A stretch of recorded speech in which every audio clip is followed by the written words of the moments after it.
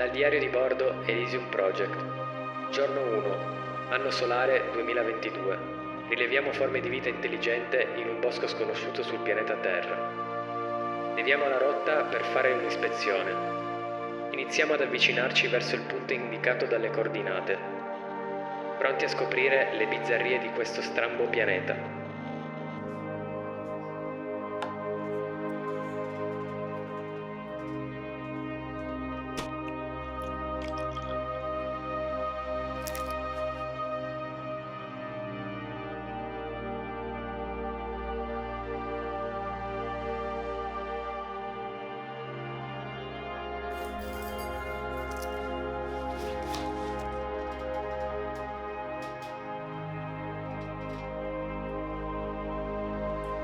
Oggi vi porterò con me a conoscere due persone molto speciali. Sono due persone che sono realmente uscite dagli schemi e che hanno deciso di vivere la loro vita nel bosco. Potrete constatare coi vostri occhi che non sono pazzi, ma l'incognita non è il loro stato mentale, bensì cosa spinge queste due giovani persone a vivere completamente in mezzo alla natura. Per motivi di privacy non rivelerò la loro posizione, ma posso dirvi che siamo diretti al nord del Piemonte in un posto magico.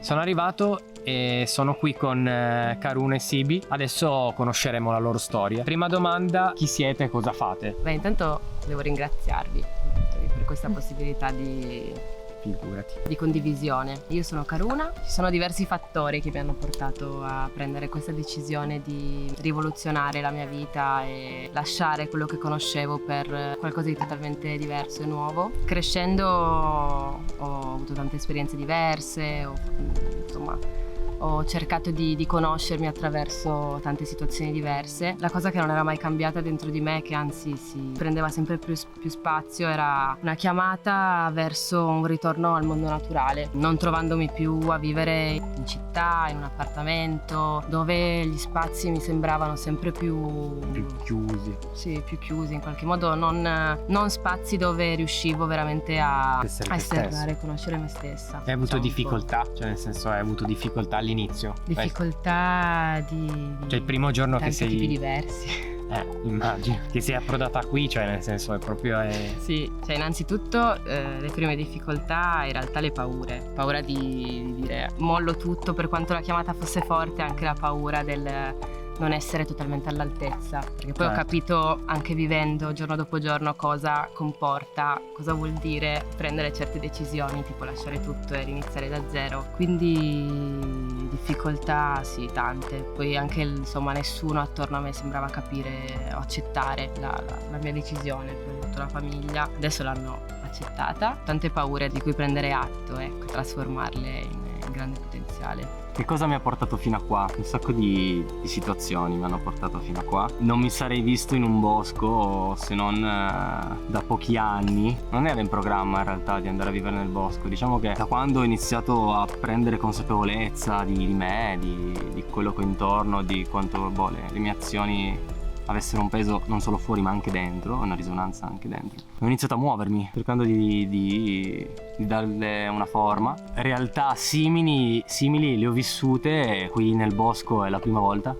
Poi la quarantena era previsto un viaggio per ritornare in Spagna e invece mi sono ritrovato qua e in realtà sentivo che il mio posto era qui, perché ogni volta comunque un po' si ritorna sui propri passi. Ho conosciuto lei durante la quarantena e insieme abbiamo seguito un po' questo flusso, ci ha portati qui e ci sentiamo complici finalmente dell'ambiente nel quale viviamo. Ti rendi conto di un sacco di cose che dai per scontate, tantissime.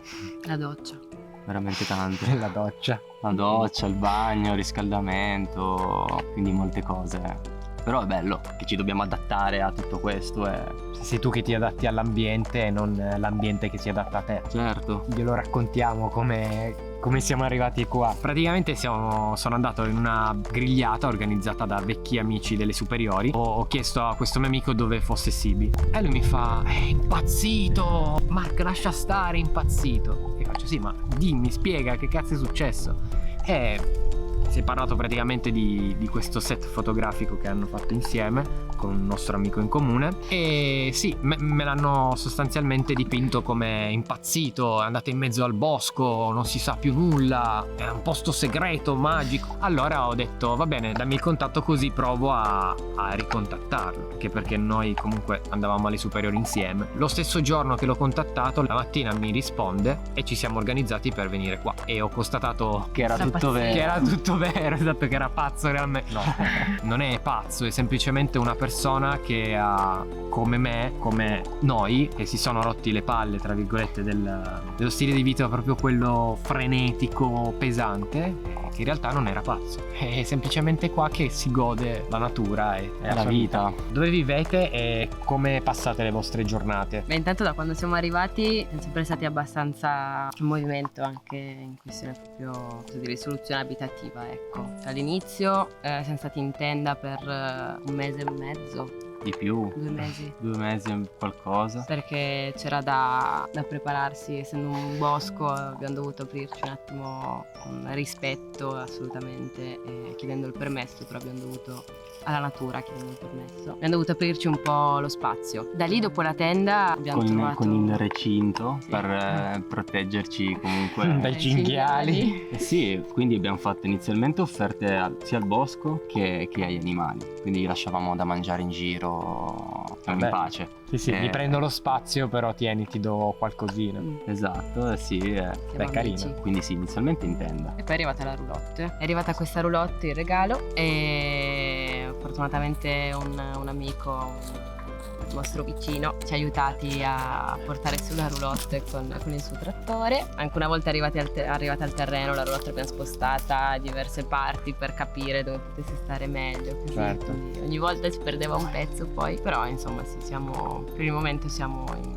8 metri quadri di reggia. Considerando che poi d'inverno con la stufetta levi una buona fetta della roulotte perché fa caldo lì davanti, quindi. Sì, infatti un altro passo è sì, stato fare i conti poi con l'inverno, perché alla fine la roulotte è arrivata a fine ottobre, è stato prendere coscienza di quello che serviva. Com'è stato il primo inverno? L'inverno è stato caldo, qui nevica. L'anno scorso ho fatto un giorno di neve, non mi sbaglio 2 giorni di neve, quindi da un lato ovviamente Siamo stati fortunati, male, dall'altro ma comunque abbiamo avuto più respiro. pro e Come- contro di tutte le cose, perché già pensavamo di collezionare l'acqua piovana e non ha piovuto, ha nevicato solo un giorno, quindi ci siamo ritrovati ben presto senza acqua. Però al tempo stesso un inverno caldo come quello che c'è stato, come quello che è passato, ci ha permesso di lavorare tanto. Ci facevamo legna a novembre, dicembre, gennaio, che di solito è impensabile, la legna Certo. te la fai prima, invece noi riuscivamo tranquillamente a farci legna fuori. Fortunatamente.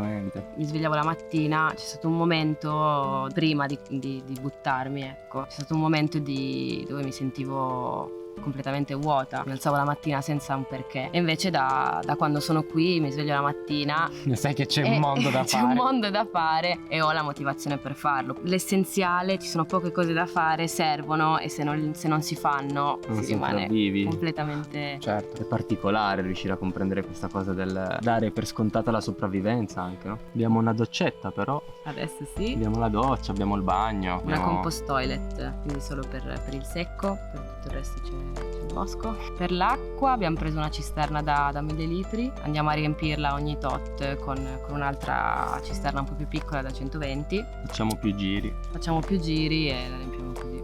E abbiamo l'acqua fredda che sveglia per bene la mattina. Poi fortunatamente appunto abbiamo stretto tanti rapporti molto belli con i nostri vicini, con persone che vivono qui. quindi Non siete da soli. non siamo da soli, non siamo dei pazzi. No, vabbè, siamo arrivati che già c'era un bel movimento. E importante, ci hanno anche aiutato. Ci sono i pastori, diciamo che ci hanno accolto anche i pastori della valle che pascolano qui con le pecore. I fungaioli, cacciatori, bikers, diciamo che c'è un bel movimento. Però sai, è particolare anche che un pastore della valle che è nato e cresciuto qui ci ringrazia, ci ha ringraziato diverse volte, nel senso che comunque per lui che è nato e cresciuto in un posto che prima era prato, adesso è un bosco abbandonato, diciamo, nel senso dice wow, grazie, sembra un po' di ritornare a rivivere quella normalità che adesso è vista un po' come hai detto tu, come follia. Siamo magari più abituati a andare al supermercato, comprare quello di cui abbiamo bisogno. Stando nella natura c'è la possibilità di interfacciarti con la terra, lavorare con lei e poi mangiare i frutti del tuo lavoro, che ha un sapore totalmente diverso ed è un lavoro che almeno per me proprio mi aiuta tanto a rilasciare tensioni, proprio a fare una fatica buona che quasi mi ricarica. Spesso andiamo ad aiutare amici qui attorno che hanno i terreni, con cui abbiamo iniziato a fare orti e adesso c'è la stagione delle raccolte. Ci stiamo aiutando tanto gli uni con gli altri. Ci si mette anche in gioco, no? Su delle cose che magari uno ha sempre dato per scontato o non ha mai fatto nella propria vita e conosci delle cose nuove. Quindi apporti anche tu una tua conoscenza personale. Ci sono un sacco di cose che dovremmo imparare, su quale dovremmo informarci, anche solo per curiosità. Poi anche la curiosità è anche una di quelle cose che ci ha fatto arrivare qua probabilmente. E quali sono i pro e contro di vivere nel bosco? Partiamo dai pro o dai contro? Ci leviamo prima il sassolino, poi contro. Sì. Beh, contro ci sono qui. Allora, i contro si può dire la mancanza di comodità. Un contro può essere che per il momento non abbiamo una doccia calda. Il cibo d'estate non dura niente. Certo. Senza frigorifero. Senza frigorifero. Ne mangiano tutti, moscerini, vespe. Bisogna proteggerle bene, bisogna lottare per proteggere le proprie verdure. Per qualsiasi spostamento serve la macchina. Invece i pro? Silenzio, tanto silenzio, questo è poco ma sicuro. Poter coltivare qualcosa noi.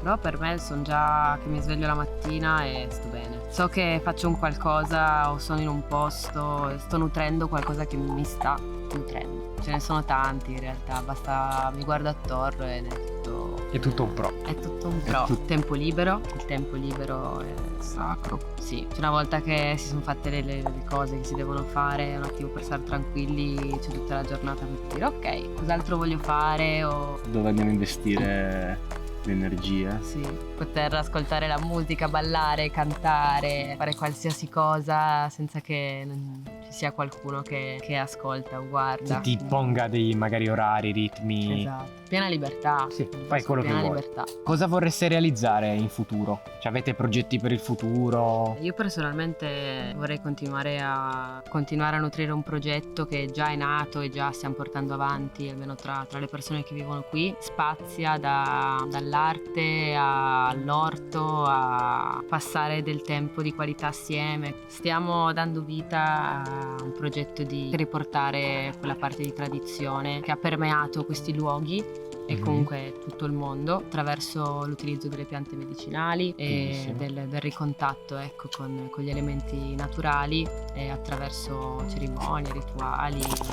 Quindi insomma riuscire a creare uno spazio di cura diversificato e completo che sia accessibile a tutti, quindi riportare una medicina popolare. Che consiglio dareste alle persone che vorrebbero intraprendere questa vita nel bosco o uscire fuori dagli schemi? Un consiglio che mi sento di dare a chi ha il desiderio, la voglia di cambiare in meglio, di trasformare le paure che si possono sentire in potenziale. Le paure sono lì apposta non per bloccarci in realtà, ma per poter scavare e andare a fondo, secondo me. Quindi farci vedere in realtà tutta la verità che è contenuta in quella paura e poi ci apre le porte di quello che può essere il nostro cammino. Un consiglio che darei io è quello di ascoltarsi sempre e non avere paura di niente. Anzi, cercare di lavorare proprio su quelle paure, buttarsi in ogni campo e mettere in dubbio tutto. Chi siamo, da dove arriva questo bisogno di pace.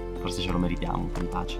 Affrontiamo le nostre paure e tutto probabilmente verrà vissuto in modo più sano per tutti. per noi e per l'ambiente. Grazie per l'ospitalità, ovviamente, e per averci comunque accolto È raccontato. e raccontato esatto la vostra storia. E tanto vabbè, noi ci rivediamo ovviamente, Mhm. perché come voi ci sono un sacco di persone che vogliono cambiare la loro vita a 360 gradi Ed è e possibile. bisogna solo cooperare insieme. E con se stessi, sì. Questo è l'augurio che faccio a tutti.